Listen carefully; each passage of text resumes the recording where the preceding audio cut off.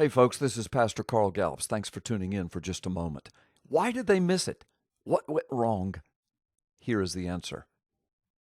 So why did the mainstream media, the pollsters, the liberal pundits, the socialists, communists, terrorists, illegal immigrants, American haters, Constitution bashers, culture of abortion death people, the establishment elite politicians, both Republican and Democrat, the haters of Israel, and the vast majority of college students and professors, how did they miss the Trump factor?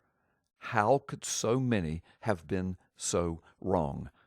After all, the evidence was right before their eyes. Everywhere one looked, it was easy to see that tens and tens and tens of thousands of people were showing up for Trump rallies all across America, even in liberal states and cities. Yet Hillary Clinton could barely draw a high school play-sized crowd, even in liberal cities and states.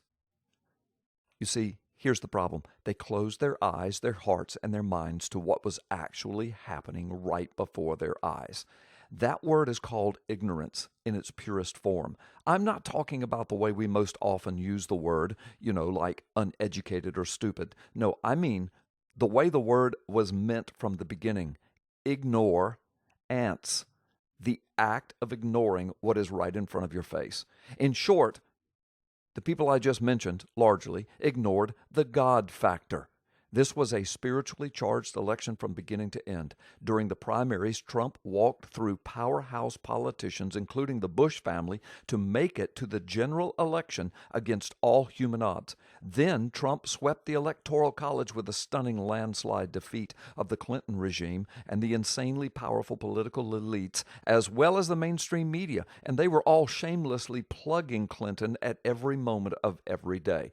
How could Trump have overcome those impossible odds? How could he have pulled off such an unexplained victory? How could so many people have missed the whole affair so badly? Here's what happened.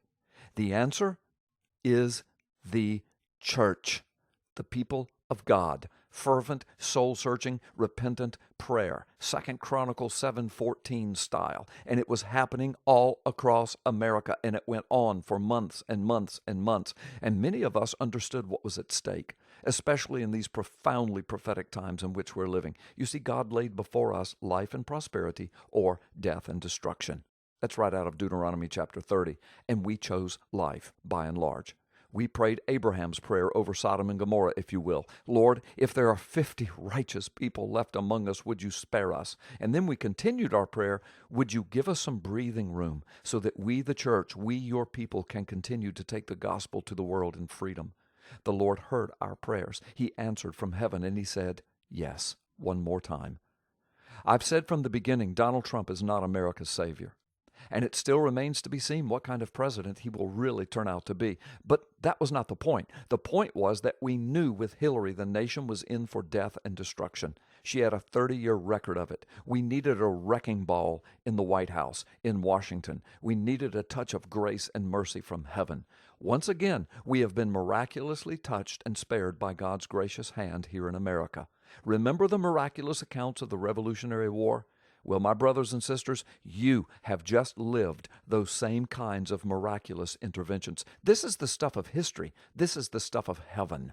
Why did they miss it? How did they miss it? Because they left out the power of God, whom most of them reject flat out. Perhaps they will rethink their eternal position with the soon coming Jesus Christ. You see, that's my prayer.